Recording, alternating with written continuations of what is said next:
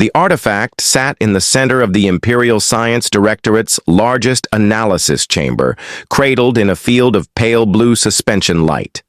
It was no larger than a child's satchel, smooth, rounded, and featureless except for a faint, metallic sheen that seemed to shift as one looked at it.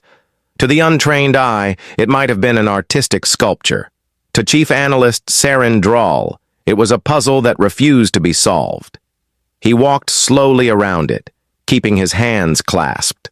Behind his back, as a team of specialists studied holographic readouts that offered little more than blinking question marks. Every instrument, spectral scanners, molecular analyzers, and even deep quantum resonance mapping had failed to produce a usable result. No seams, no power source, no signal output, one of the junior technicians murmured. It's as if it isn't here. It's here, Drawl said quietly. It just doesn't want to be understood. The fragment had been found aboard a drifting cargo platform at a neutral trade hub on the edge of Imperial territory. The platform itself was unremarkable, filled with crates of minerals, fabrics, and trade goods from half a dozen worlds. But this object had been tucked away in a private storage compartment, its registry tag erased. The only identifying feature was a precise laser-etched phrase along its underside. Human construct. The words had caused more stir than the object itself. Humanity was a small, relatively young species in the grand scale of the Empire, with no recorded history of producing anything beyond respectable but ordinary technology. They traded in foodstuffs, textiles, and handcrafted goods. Nothing about. Their profile suggested the creation of something this advanced. Drawl leaned closer, noting how the artifact's surface seemed to shift like liquid metal without actually moving. It reflected the lab lights in patterns that never repeated, as if each glance revealed a slightly different object. I ran it through the Interstellar Patent Archives, one of the analysts reported, breaking the quiet. Nothing even close to this design. The database can't categorize its structure. It doesn't match any known fabrication method. Drawl tapped the holographic display, rotating a 3D model of the object. We've compared it to pre-FTL relics? Everyone on record, the analyst replied. Still nothing. Word of the find had already begun to leak beyond the directorate. Drawl could sense it in the way researchers lingered longer than their shifts, in the hushed conversations that stopped when a superior entered the room. Somewhere beyond these walls, the whispers had begun. Human construct. Impossible engineering, something the Empire has never seen before. In the galaxy, curiosity was both a driving force and a dangerous temptation. If this object truly originated from humanity, the implications were enormous. Could it be an intentional fake? One of the technicians suggested hesitantly. Drawl didn't dismiss the idea outright. False artifacts were not uncommon.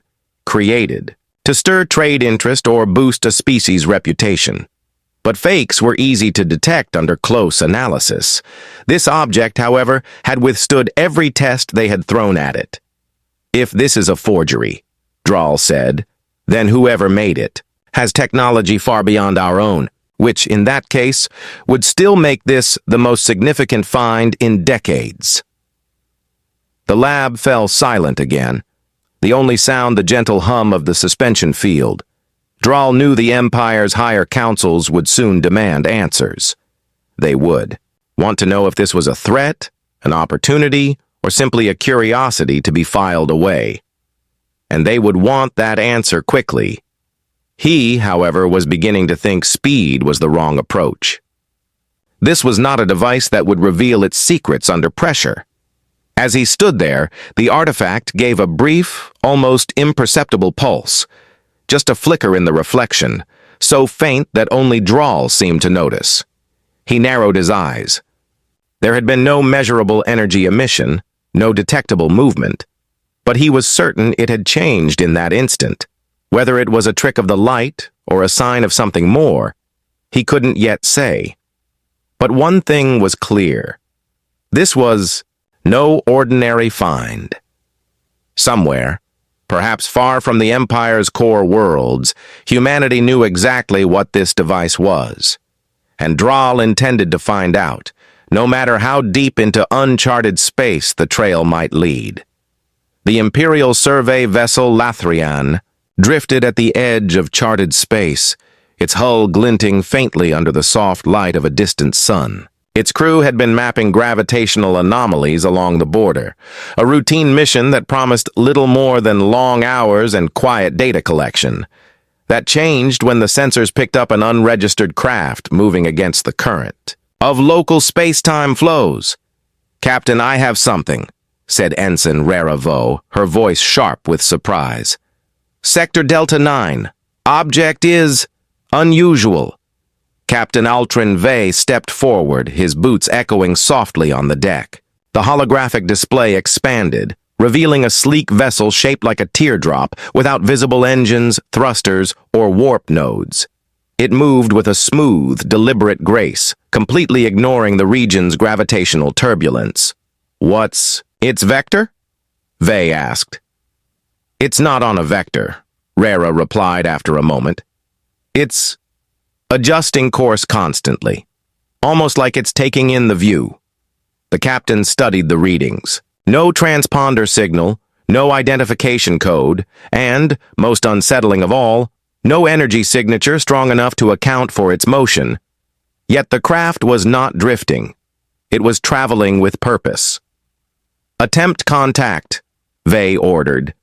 The communications officer keyed the hailing frequency. A moment later, the speakers filled with a calm, steady voice. "Imperial vessel, greetings. You are operating near a region under human exploration. Our mission is peaceful. Please confirm yours." The bridge fell silent. The voice spoke in perfect Imperial Common, without the usual translation lag of an auto-interpreter. "This is Captain Vey of the Lathrian. We are conducting survey work. Your vessel does not appear in any registry."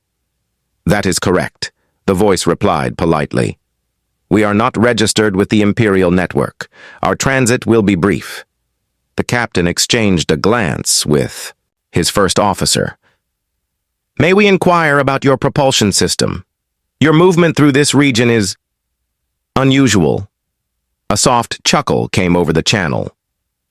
"Perhaps another time, Captain Vey. For now, consider this an introduction." Before Vey could reply, the human ship altered its position, without acceleration, without any visible change, and was suddenly several thousand kilometers away. Sensor readings scrambled for a second before clearing, showing nothing but empty space where the ship had been. "They didn't jump," Rara said in disbelief. "No warp trace, no fold signature, nothing." Vey kept his eyes on the star field. "Log everything, every frame, every millisecond." The data would later show that the human craft had not vanished instantly. It had transitioned in a way the Lathrian's sensors could barely record, like slipping between one frame of reality and the next. Back in the captain's ready room, Vey replayed the encounter. The human's voice had been calm, measured, almost knowing. This had not been an accidental meeting. They had chosen to speak, to be seen, and then to vanish. The official report he would send to Imperial Command would describe the event as a benign first contact with an unregistered exploratory vessel of human origin. That phrasing would pass through the proper channels without raising alarm, but privately, Vey made a different note in his personal log. "They could have passed without our notice.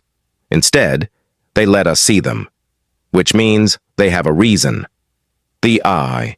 Lathrian resumed its course, but the crew's focus never fully returned to survey work. Conversations in the mess hall carried a new edge of curiosity. What kind of technology allowed a ship to ignore inertia, gravity, and detection, and why would humans, of all species, be the ones to possess it? In the stillness of his quarters, Vey stared at the stars beyond his viewport. The meeting had lasted less than 5 minutes, yet it had left him with a feeling he couldn't quite name. It wasn't fear. It wasn't excitement. It was the awareness that something had shifted, subtly, but permanently in the quiet balance of the galaxy. Deep within the Imperial archives, far below the bustling capital's grand surface structures, a chamber the size of a starship hangar lay lit by pale vertical bands of light. This was the domain of the archivists, keepers of knowledge, both celebrated and buried. Archivist Narration sat before a tiered array of holo-terminals, her hands moving with slow precision through layers of access keys and clearance codes. She had been summoned by a request marked Priority 1, Restricted Circulation, a level normally reserved for threats to Imperial stability or incidents involving advanced extragalactic civilizations. The file in question bore a plain label, Human. Development records, Black Vault. At first, the database resisted her queries. Even with her authority, the system prompted for additional biometric confirmation, something she had never encountered for a cultural archive. When the final layer yielded, a cascade of old, grainy data sheets and fractured sensor logs filled her view. What she saw did not match the official records taught in every academy. According to public history, humanity had entered the interstellar stage barely 2 centuries ago, joining the Empire's extended network as a minor trading species. They had shown ingenuity, yes, but nothing to suggest they could produce the kind of seamless, reality-bending craft that the Lathrian had encountered. But here, in the Black Vault, the story shifted. Reports dated nearly 600 years earlier described isolated encounters with human vessels, encounters in which their ships had appeared without detectable approach, retrieved damaged explorers from dangerous systems, and departed without accepting payment or even revealing their identity. These records had been labeled unverified and sealed. One particularly faded file contained the testimony of a long-retired Imperial scout captain. His account spoke of a human craft that stepped between stars without using any known form of transit. The captain claimed that the humans had asked him not to record the meeting officially, offering only a single cryptic statement before leaving. Some doors must remain closed until you are ready to walk through them. Nara leaned closer, scrolling through centuries of fragmented evidence. The pattern was unmistakable. Humanity's capabilities had been quietly downplayed in official channels, their appearances framed as rumor or misunderstanding. But the encounters had continued, always fleeting, always with technology far ahead of anything the Empire could build. Why? The sound of footsteps echoed softly behind her. Nara turned to see a tall figure in the dark robes of the High Directorate's Internal Affairs Division. His face was calm, but his eyes studied her with measured intent. "Archivist Tay," he said in a low voice. "You've accessed a restricted vault." "It was in my assignment," she replied, careful to keep her tone even. "I'm verifying historical consistency regarding recent human contact." "That consistency," he said, "is not for broad discussion." He stepped closer, the light catching the edge of a metallic emblem at his collar. "The Black Vault exists for a reason. Some knowledge changes the way people think before they are ready to act on it." Nara met his gaze. "If humanity has been capable of this for centuries, the Empire's leaders have been operating without a complete understanding of a member species. That carries risks." He studied her for a moment, then inclined his head slightly. "Risks, yes, but also opportunities. Watch them, Archivist Tay. Record without drawing attention, and most importantly, do not underestimate them." Without another word, he turned and left, his footsteps fading into the vast quiet of the archive chamber. Nara looked back at the flickering records. For the first time in her career, the past felt less like a collection of facts and more like a shadow stretching forward into the present. If these old reports were true, then the Lathrian's encounter was not the beginning of something new. It was the return of something very old, something humanity had been quietly perfecting beyond the Empire's sight. High above the pale clouds of Zeros Prime, the Imperial Science Council convened in a chamber built of glass and gravitic supports, the stars visible beneath their feet. The recent encounter with the human vessel had made its way through secure channels, and although the official report had been deliberately mild, the undercurrent of unease was spreading. Counselor Marith Dowell stood at the center, gesturing to a rotating projection of the Lathriene's sensor data. No warp trace, no power emissions, no engine vectoring, he said, each word deliberate.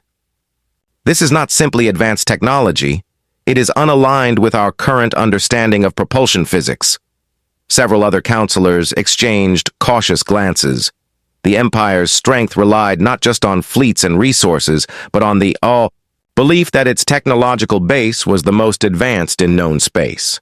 If humans possessed something fundamentally different, it could upset the quiet hierarchy that had held for centuries. Admiral Vera Sol, commander of the Border Defense Fleet, spoke next. Direct confrontation would be foolish.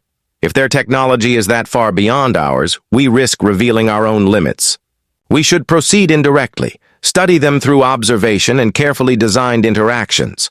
The Council agreed, and within hours, subtle plans were in motion. On the fringe world of Loren's Reach, a station disguised as a trading hub began routing its patrol paths near systems frequented by human merchants. The orders were precise: intercept nothing, but shadow closely and gather every possible scrap of data. One such patrol, the Iskarian, picked up a human freighter known as the Silver Path. Outwardly, it was an unremarkable bulk transport with a patched hull and slow-turning rate. But as the Iskarian followed, small anomalies began to surface. Its acceleration curves didn't match its engine class, and its navigation corrections were perfect to the millisecond, as though gravity, wells and drift didn't exist for it at all. On board the Iskarian, Lieutenant Rao frowned at his console. Either their pilot has the finest reflexes in the sector, or that ship is running on something more than fusion drives. "Log it," said Captain Denrick, keeping his tone casual despite his own curiosity. "And don't get too close." The Silver Path maintained its course for several days, passing through asteroid clusters with impossible ease, never once needing to slow for collision avoidance. And then, without a signal, it altered its heading to skim directly past the Iskarian at close range. For a moment, their viewports filled with the human ship's hull, smooth in some places, scarred in others, but carrying a subtle sheen that shimmered differently under each star's light. As it passed, the Iskarian's sensors spiked with readings in spectrums their instruments couldn't interpret. Then the ship was gone, accelerating so fast it seemed to blur before the human registry beacon winked out entirely. Reports flowed back to the Council, each one deepening the mystery. No aggression, no declarations, just precise, almost surgical movements that revealed capability without ever fully showing the mechanism. In the capital, Narration was granted provisional clearance to review the new findings. She noticed a pattern. The human vessels seemed to know exactly when they were being observed, adjusting their actions just enough to be impressive without being threatening. It was like a conversation without words, each move calculated to suggest, "We know you're watching." The more she studied, the more Nara became convinced this was deliberate. Humans were not just avoiding confrontation, they were controlling the narrative of their own capability. Admiral Sol, upon reviewing the compiled data, voiced the thought others had avoided speaking aloud. If they've been able to do this for centuries, then every interaction we've had with them has been on their terms, which means they may have already tested us. No one responded immediately. The thought hung in the air like a shadow in bright light. Somewhere out beyond the Empire's borders, human ships continued to move unseen, perhaps watching, perhaps waiting. And now, the Empire's leaders understood that whatever happened next would not be by accident. 3 weeks after the Iskarians' encounter, the Empire's quiet surveillance began yielding less than expected. Human vessels seemed to adjust their patterns, skimming just outside common patrol routes, vanishing into regions where Imperial probes often failed. It was as if someone had read the observation plans in advance. Admiral Vera Sol stood in the dim light of the tactical command hall, watching a vast star map update in real time. "They're avoiding us without making it obvious," she said to her intelligence aide, Commander Lethvar. "The moment we shift a listening post, they alter their course. No delays, no mistakes." "Almost like they're reading our orders," Leth said. Vera didn't respond immediately. She knew what he meant. This wasn't reaction, it was anticipation. On a quiet moon orbiting the agricultural world of Calvine IV, a supposedly routine cargo transfer was underway. The Imperial ship, Haralon, had docked to pick up nutrient shipments for the outer colonies. Across the port, a human freighter named Golden Trace had arrived, its crew moving with relaxed efficiency as they loaded large crates of preserved grain. It was here that the first deliberate sign came.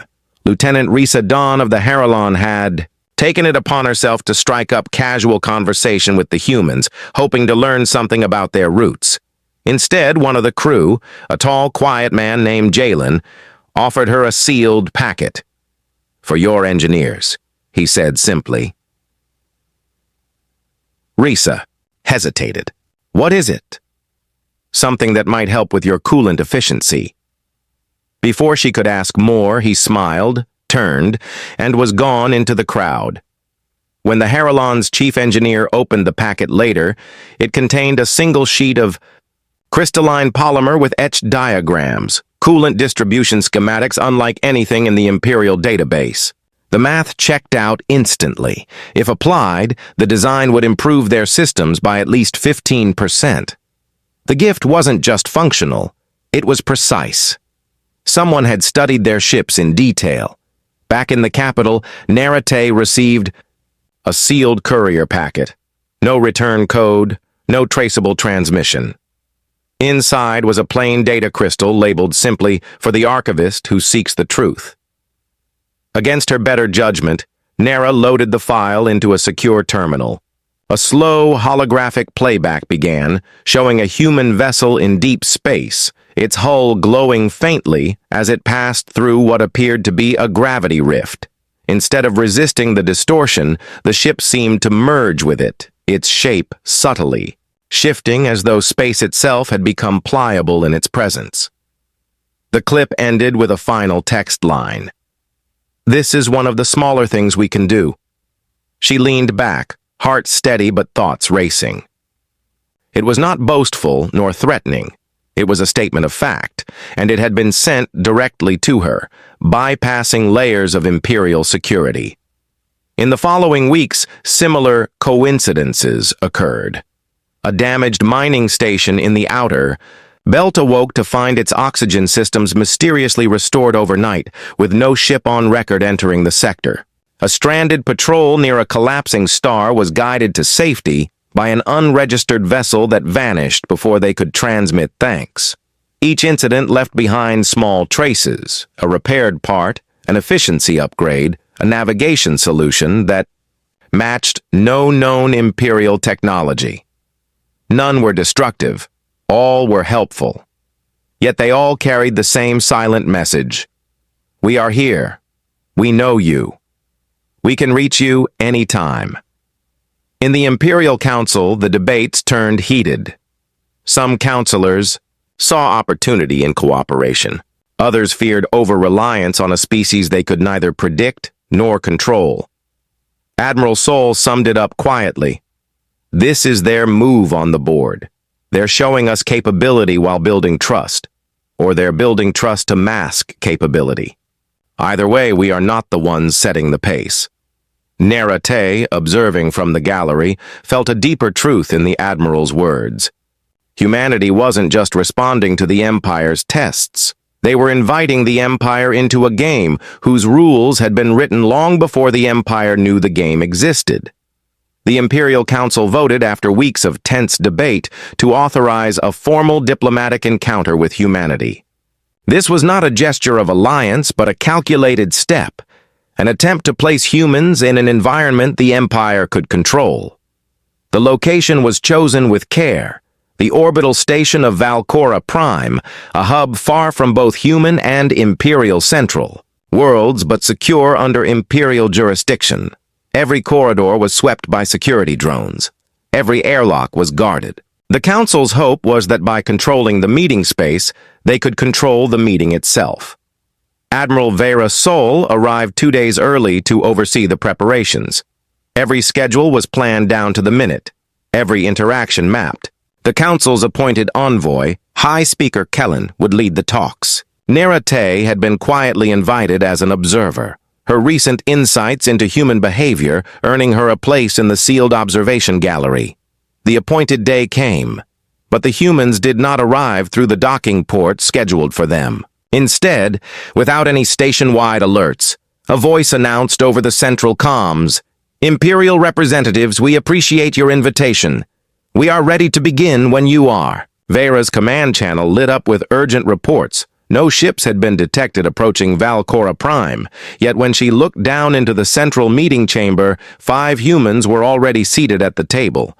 They had arrived without passing, through a single monitored corridor.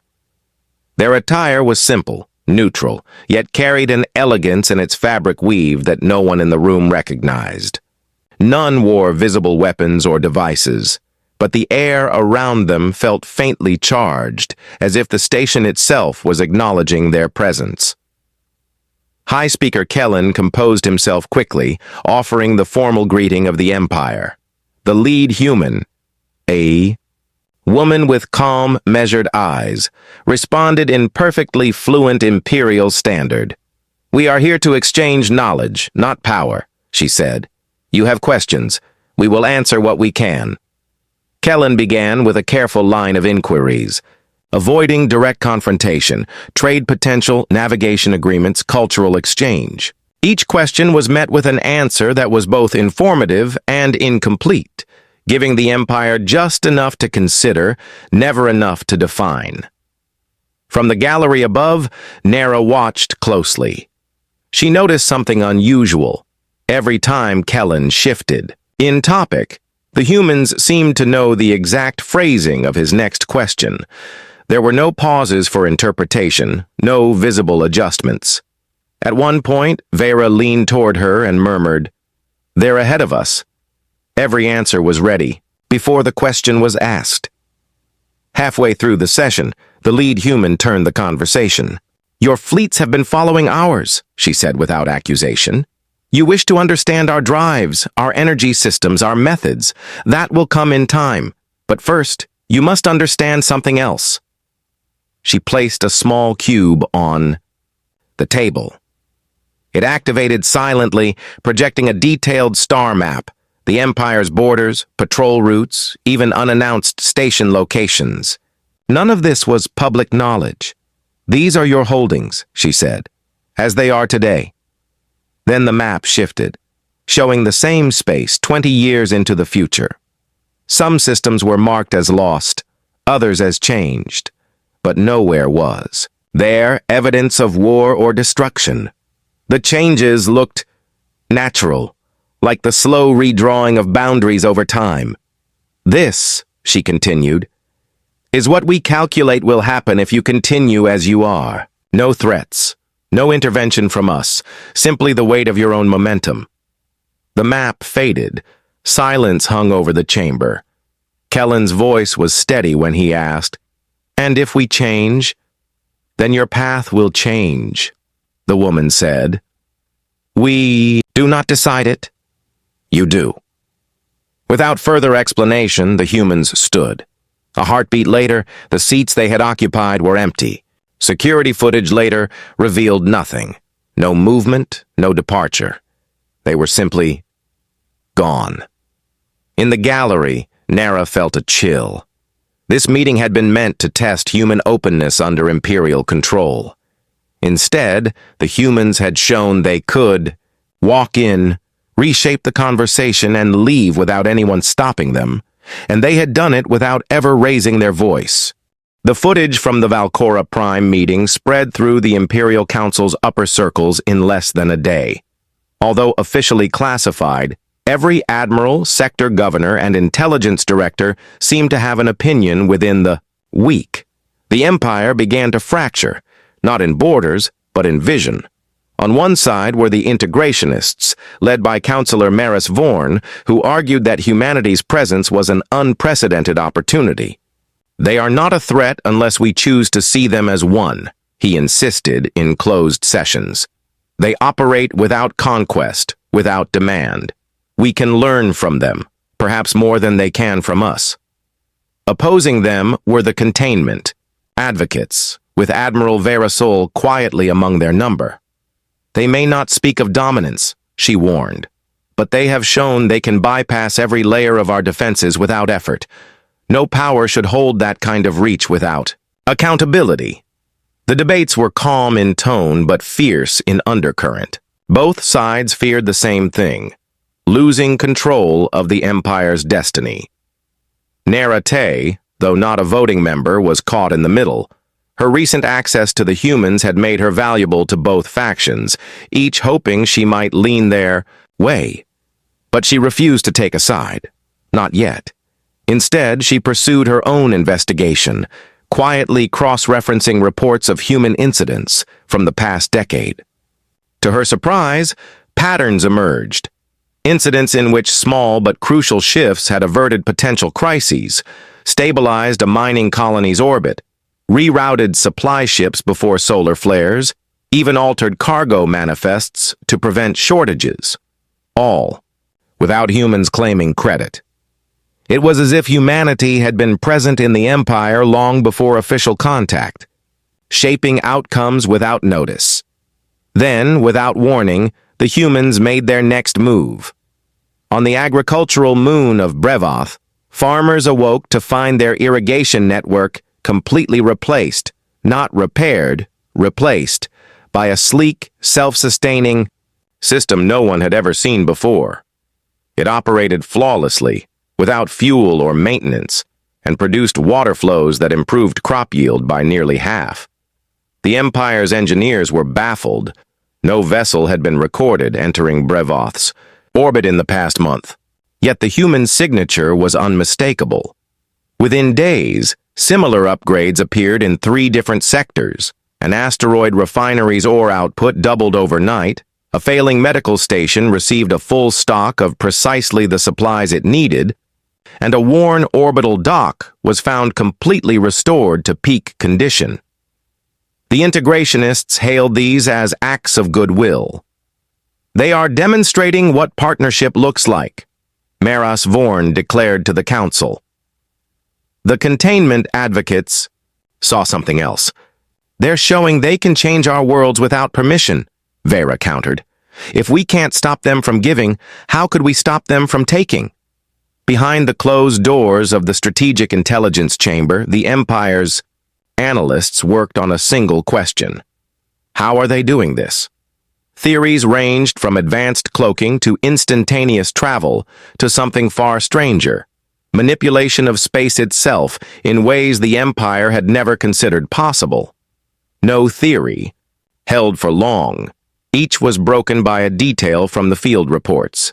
Nara was summoned by the Chamber's director, who simply asked, "You've spoken to them. What do they want?" She gave the only honest answer she could. They want us to see. The question is whether we're willing to look. That night, a secure message arrived on Nara's private console. No source, no trace, only a single line of text. When the shape of the sky changes, you will have to decide whether to follow the new horizon. She didn't know if it was a warning, an invitation, or both. But she knew the Empire's next steps would define its place in the galaxy for centuries. 3 weeks after the message appeared on Nara's console, the change began. It was subtle at first. Navigators on deep-range patrols reported minor inconsistencies in star positions, as if the entire galactic map had shifted by a fraction of a degree. At first, analysts blamed faulty instruments or calibration errors. But the anomalies grew. Systems began appearing closer than they should be. In rare cases, ships emerged from faster-than-light travel hours ahead of schedule. Then, the observation platforms of the outer veil recorded it. The faint but undeniable distortion of space itself, rippling outward in a vast arc that spanned hundreds of light years. It was not a weapon. It was not an explosion. It was a movement, slow, precise, and utterly controlled. The Empire scrambled. The integrationists demanded dialogue. The containment advocates pushed for a preemptive fleet deployment. The public, kept mostly in the dark, sensed something was happening and grew restless. Nara was called to the Imperial Council chamber, where Vera and Maris Vorn both waited. The council had one question. Is this them? Nara didn't need to answer. Moments later, the main chamber display lit up with a transmission. No origin traceable. The same woman from Valcora Prime appeared, her voice calm. The horizon is shifting. You will see worlds you have never mapped, resources you have never touched, paths you have never walked. We are not moving the stars. We are moving the space between them. Gasps filled the chamber. Such a thing was impossible according to every law the Empire knew. To alter the very fabric of distance was beyond theoretical physics. It was rewriting reality's layout. The woman continued. Your empire stands at a choice. The shift will not harm you. It will open opportunities, remove barriers, and place your worlds within reach of places once thought unreachable. But travel will not be one-sided. Others will come to you. You can stand with us, learning to navigate this new horizon. Or you can resist and risk being left behind in your own territory, surrounded by paths you cannot walk. No demands, no threats, just the offer, hanging in the chamber like a doorway with no handle. The council recessed into emergency deliberation. The debate was unlike any before.